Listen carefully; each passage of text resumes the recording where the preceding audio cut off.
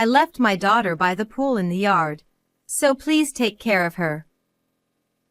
It was a scorching hot day. My sister-in-law, who had been using me as a substitute babysitter, called me out of the blue. To my surprise, she had somehow entered our property without permission. Take care of her for me. She left her daughter alone and had already gone out. I hurriedly explained, "I'm currently out shopping," but the call had already ended. Rushing back home, I found my niece floating face down in the pool. As a fellow mother, I absolutely cannot forgive this. I vowed to give my sister-in-law a thorough reprimand. My name is Charlotte, a 32-year-old stay-at-home mom. My husband works for a major company and is living by himself away from the family. I've been taking care of our 4-year-old daughter on my own. Our in-laws live nearby, and our relationship with my husband's sensible and kind parents is good.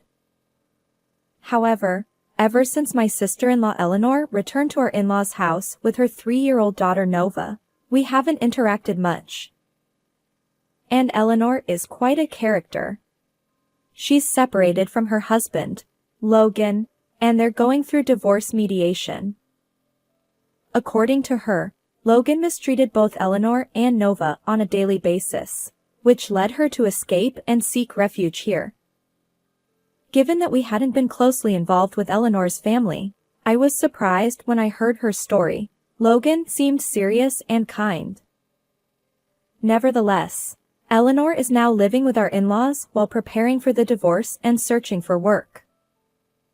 Initially, I sympathized with her situation and said things like, "Let me know if there's anything I can help with." Hey there. Charlotte, can you take care of Nova again today? While I hesitated, I replied, "Yes." As Eleanor dashed away in an instant. Ever since she returned home, Eleanor had been saying, "I'm job hunting." And naturally, she started leaving Nova with me. Our in-laws were still working and couldn't babysit, and initially, I willingly helped by looking after Nova. However, as weeks went by, Eleanor started relying on me for kindergarten drop-offs, baths, and dinner 2 or 3 times a week, and that's when I began feeling frustrated. Charlotte, thanks again today.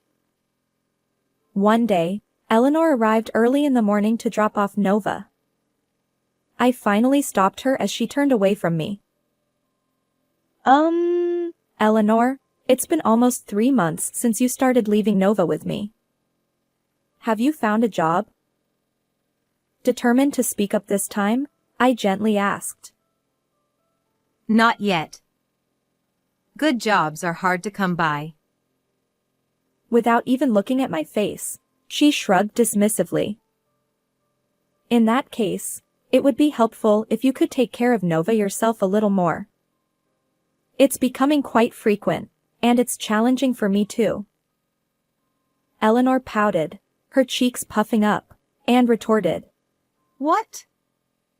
You said you would help me. Was it a lie? Before I could finish, she crossed her arms and shot me a cold glare. You're a stay-at-home mom, and you have a child around the same age. The effort is the same, isn't it? Just keep quiet and take care of her. Her words stung, and I felt irritated. Looking after someone else's child is considerate and still challenging. Going forward, please try to handle Nova on your own as much as possible. With a firm tone, I conveyed my message. Eleanor, who had been angry until then, suddenly burst into tears, covering her face with her hands. Charlotte, that's awful. I'm separated from my husband, enduring this for Nova's sake. And yet, you say such things. Seeing her distressed expression, I realized I might have gone too far and felt apologetic.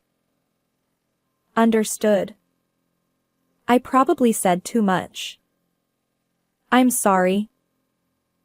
Honestly, I was still frustrated, but in the end, I couldn't refuse, and I ended up taking care of Nova that day. Eleanor, who had been tearful moments ago, left with a cheerful demeanor. Was that crying act just a ruse? Feeling somewhat deceived, I had no choice but to suppress my unpleasant feelings. As summer vacation approached, Eleanor began leaving Nova with me every day. While it was heartwarming to see my daughter and Nova getting along and playing together, constantly caring for a young child alone became exhausting, leaving me unable to even go shopping. One day, when Eleanor came to pick up Nova in the evening, I noticed her hair was neatly styled, and her skin had a healthy glow. Curious, I asked, Eleanor, what were you doing today? Eleanor nonchalantly replied, I went to the beauty salon and had an aesthetic treatment. It was relaxing. I was taken aback. Despite my daily responsibilities, I hadn't found time for self-care. My hair was always haphazardly tied up, and I hadn't even bothered with makeup. Eleanor, isn't that a bit unfair? If you have time for beauty treatments, you should take care of Nova yourself. My frustration got the better of me, and I raised my voice. Eleanor retorted, Well, I need breaks too. You don't understand. I don't have any breaks. I don't even have time for a haircut. Please think more seriously about this. As I vented my pent-up feelings, Eleanor burst into laughter, mocking my appearance. Oh, your hair looks damaged, and your skin seems tired. You appear older than your age. Be careful. You might lose your husband if you keep neglecting yourself. I hadn't expected this attitude from her. While I was still stunned, Eleanor took Nova home with her. My anger wasn't subsiding and I felt like I was reaching my limit, so I told my husband and parents-in-law the whole story. It seemed that my husband and parents-in-law had no idea what was going on, and they immediately apologized to me and said they would tell Eleanor off. I breathed a sigh of relief, thinking that Eleanor would stop coming to drop off my child, but it was short-lived. Soon Eleanor appeared at our house, leaned close to me and glared at me. Hey, you told Mom, Dad, didn't you? I nodded and was about to reply.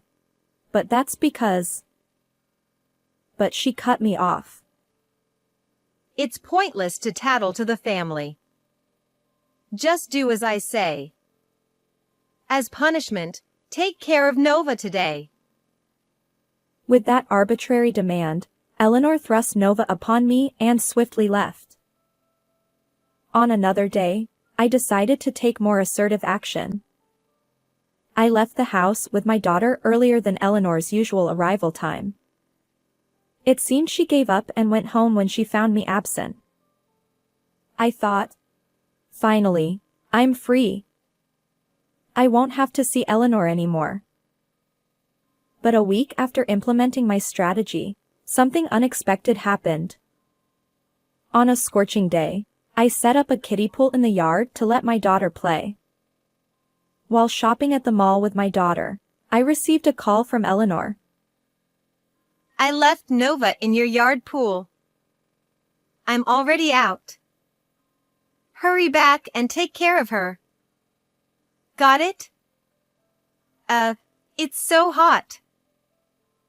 I was dumbfounded by her sudden announcement and managed only a confused, "Huh?" in response. Well then, take care. To my shock, Eleanor had entered our property without permission, leaving 3-year-old Nova alone. She hung up before I could explain that I was still shopping. Today was a cloudless sunny day, and the temperature was rapidly rising. I can't leave Nova like this. It's dangerous. I hurried back home in a panic. As soon as I reached the yard, the sight that met my eyes filled me with despair. Nova was floating face down in the pool. I quickly arranged for Nova to be taken to the emergency room while accompanying her. The weight of her body as I held her stayed with me. What if something happens to Nova? Despite multiple attempts, I couldn't reach Eleanor on the phone. Trembling, I waited outside the treatment room when a nurse, slightly younger than me, approached me. Her serious gaze revealed something shocking. Listening to her story, my frustration boiled over. So that's what happened. As a fellow mother, I absolutely cannot forgive this. I resolved to thoroughly reprimand Eleanor for her actions. Half a day later, I faced my husband's parents at our in-laws' house. Eleanor's cheerful voice interrupted the somber atmosphere. I'm home. She entered the living room, surprised to find us all dressed in black. What's with the mourning attire? Is someone's funeral happening? My in-laws and I looked at Eleanor in silence. Earlier today, when Eleanor called, I was out. I rushed back, but it was too late. Nova was floating face down in the pool. I conveyed this heartbreaking news in a small voice, and Eleanor's face turned pale. What? What are you saying?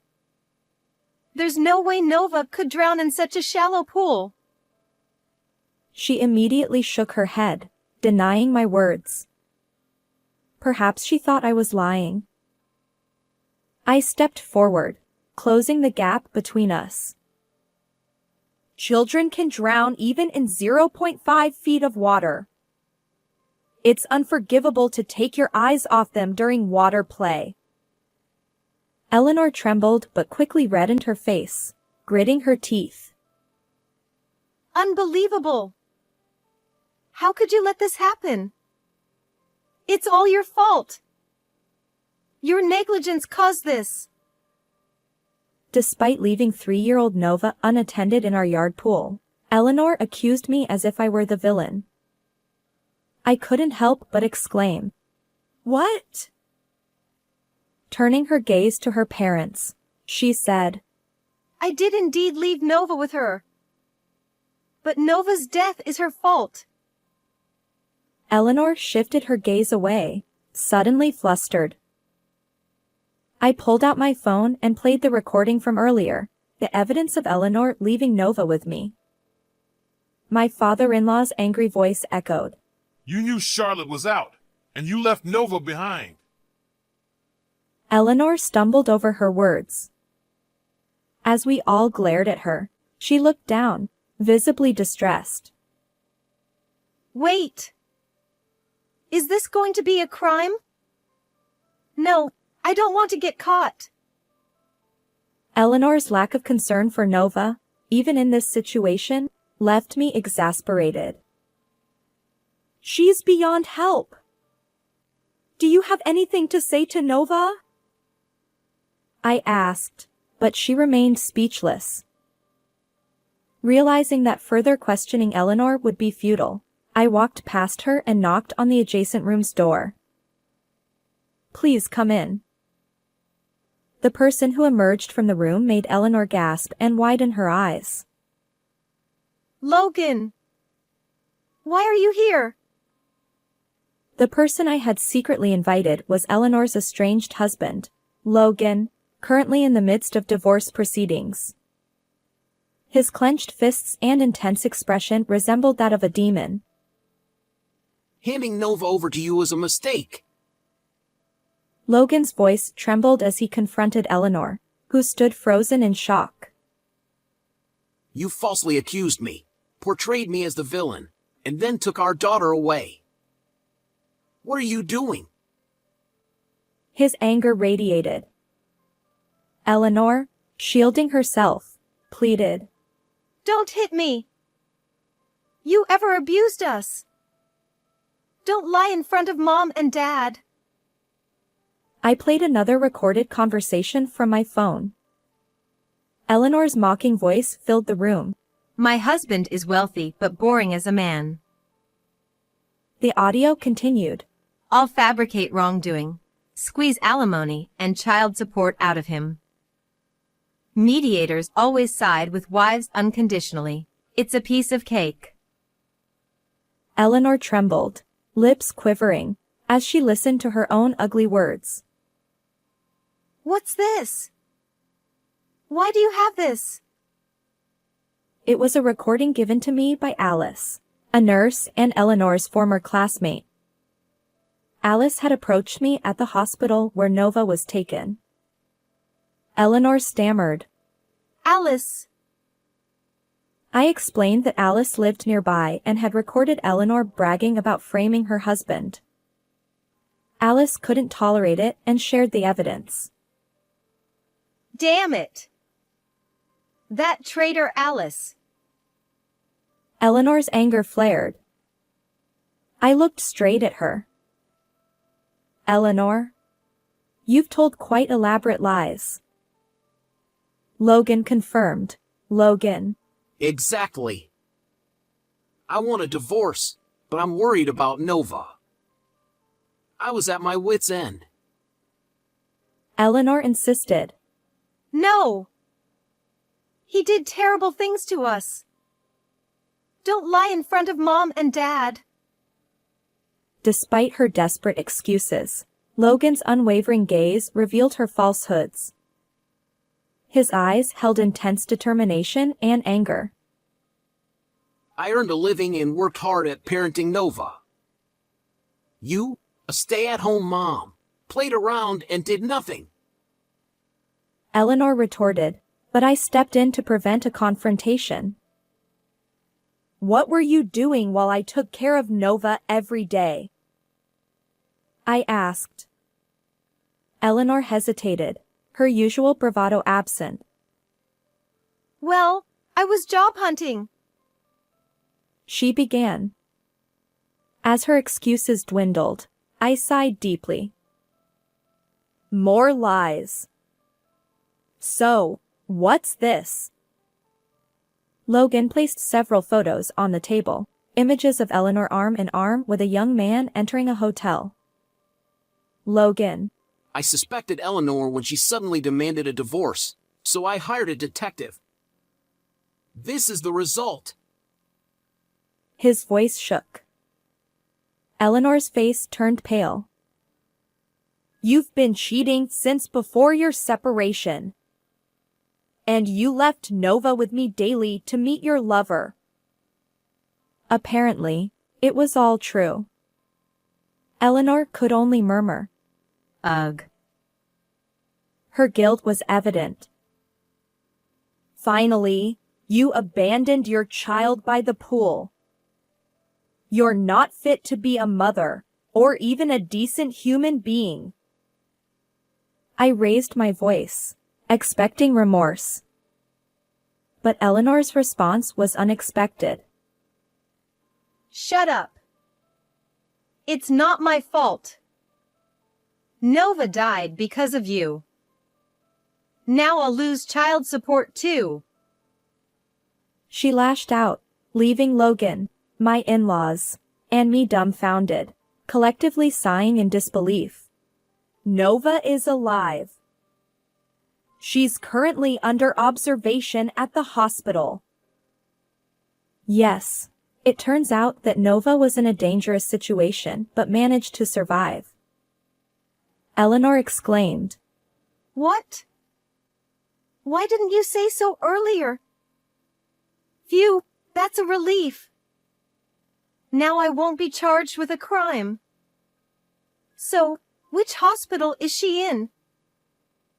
Upon learning the truth, Eleanor's relieved expression infuriated me. She cared more about herself than her daughter's life, a truly exasperating attitude. Logan, her estranged husband, intervened. I won't let you see Nova. I have evidence, and I'll present everything during mediation. Even if it means going to court, I'll fight for custody. When I remarked that Eleanor had no chance of winning, she looked stunned. My father-in-law declared, We're cutting ties with you. Leave this house. My tearful mother-in-law added, You're no daughter of mine. as Eleanor stood there, shocked by their disownment. Distant police sirens grew louder. Eleanor protested. Wait. They're approaching. She's alive, so I won't be charged, right? I glared at her and calmly said, Leaving a child in a dangerous situation is a crime. I called the police. You must face the consequences. As the sirens closed in, Eleanor trembled, covering her mouth. She wailed, clinging to my in-laws, but they coldly pushed her away. She couldn't escape, and we all watched as the police took her into custody.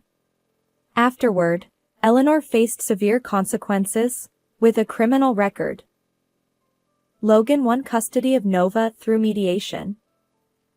He demanded $30,000 in alimony from Eleanor. Her affair partner faced similar claims, leading to their breakup. Eleanor was evicted from our home and now lives in a rundown apartment, working multiple jobs to repay her debts.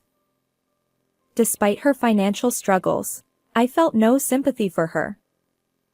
A year later, my husband and I are raising my daughter together. When Logan visits my in-laws with Nova to show my in-laws, we play as a family. We hope for a peaceful life with our loved ones. How did you like this story? Don't forget to subscribe to our channel. Until next time.